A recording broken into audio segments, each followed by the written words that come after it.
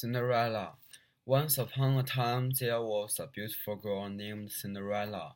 She lived with her wicked stepmother and two stepsisters. They treated Cinderella very badly. One day, they were invited for a grand ball in the king's palace, but Cinderella's stepmother would not let her go. Cinderella was made to sew new party gowns for her stepmother and stepsisters, and curl their hair. They then went to the ball, leaving Cinderella alone at home.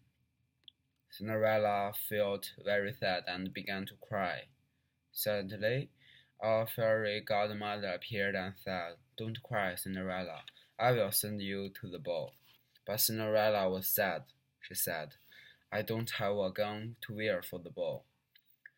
The fairy godmother waved her magic wand and changed Cinderella's old clothes into a beautiful new gown.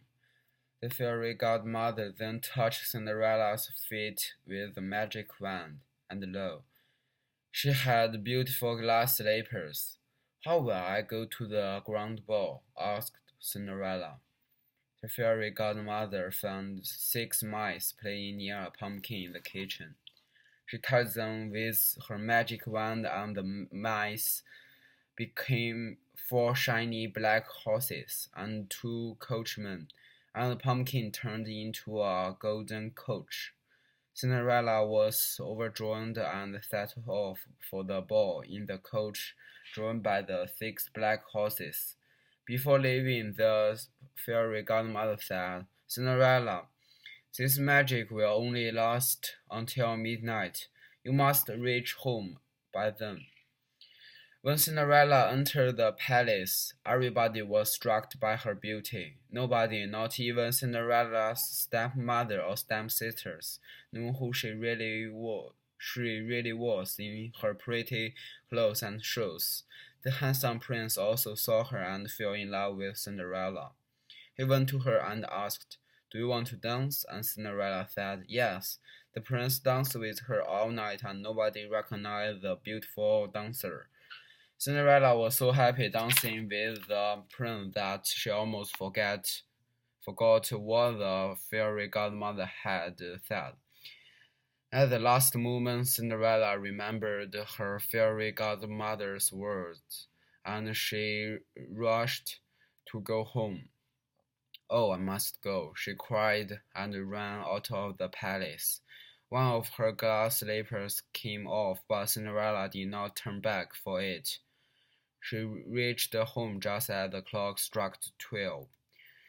Her coach turned back into a pumpkin, the horses into mice, and her fine ball gown into rags.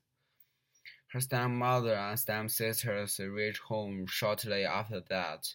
They were talking about the beautiful lady who had been dancing with the prince. The prince had fallen in love with Cinderella and wanted to find out who the beautiful girl was, but he did not even know her name. He found the glass slipper that had come off Cinderella's foot as she ran home. The prince said, "I will find her. The lady whose foot fits this slipper will be the one I marry." The next day, the prince and his servants took the glass slipper and went to all houses in the kingdom. They wanted to find the lady whose feet would fit in the slipper. All the women in the kingdom tried the slipper, but it would not fit any of them. Cinderella's stepsister also tried on the little glass slipper. They tried to squeeze their feet and push hard into the slipper, but the servant was afraid the slipper would break. Cinderella's stepmother would not let her try the slipper on, but the prince saw her and said, "Let her also try on the slipper." The slipper fit her perfectly. The prince recognized her from the ball.